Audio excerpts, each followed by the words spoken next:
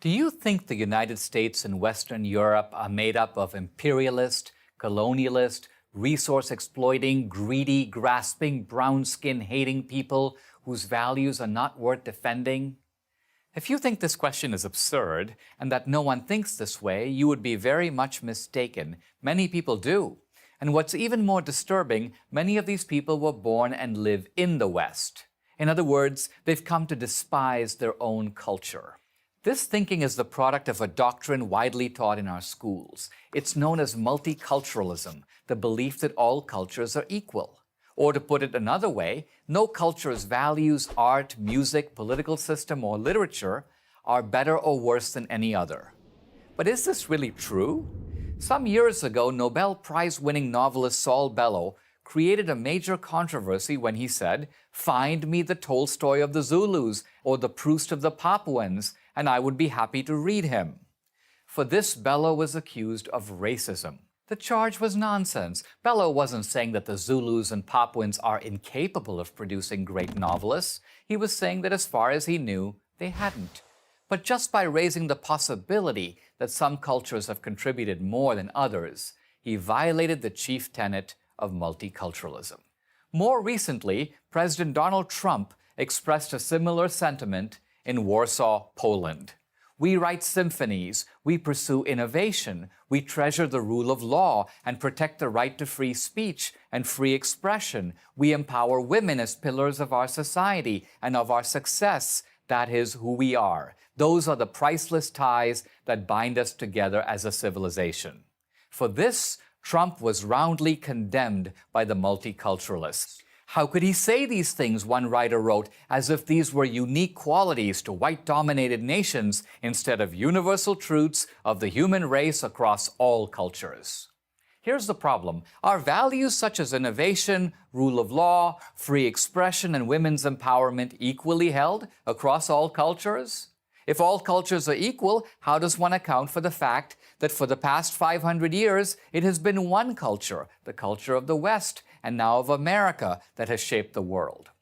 Multiculturalists explain it in terms of oppression. Western civilization, they say, became so powerful because it is so evil. The study of Western civilization, they insist, should focus on colonialism and slavery, the unique mechanisms of Western oppression. But colonialism and slavery are not uniquely Western at all. They are universal. The British conquered India and ruled it for 300 years. But before the British, the Persians, the Mongols, the Muslims, and Alexander the Great had done exactly the same thing, conquered large parts of India. Indeed, the British were the 6th or 7th colonial invader to occupy India. As for slavery, it has existed in every culture. It was prevalent in ancient China, in ancient India, in Greece and Rome, and in Africa. American Indians practiced slavery long before Columbus set foot here. What is uniquely Western, in fact, is not slavery, but the abolition of slavery. And what distinguishes the West from all other cultures are the institutions of democracy, capitalism, and science. These institutions developed because of a peculiar dynamism of Athens and Jerusalem, a synthesis of classical reason and Judeo-Christian morality. And it is these institutions, I believe, that comprise the source of Western strength and explain the West's long-standing dominance in the world. The West's greatest strength is not merely its military power, but also the unparalleled power of its ideas and institutions. But what about America? If America is a nation of immigrants, mostly non-white immigrants, doesn't that by definition make it a multicultural society? No. America is a multi-ethnic society. We don't want it to be a multicultural society. I'm an immigrant from India. My wife is an immigrant from Venezuela. Despite our differences of ethnic background, we have both assimilated to the unique values of America, the values embodied in our Constitution and our laws, the pursuit of happiness, the American dream.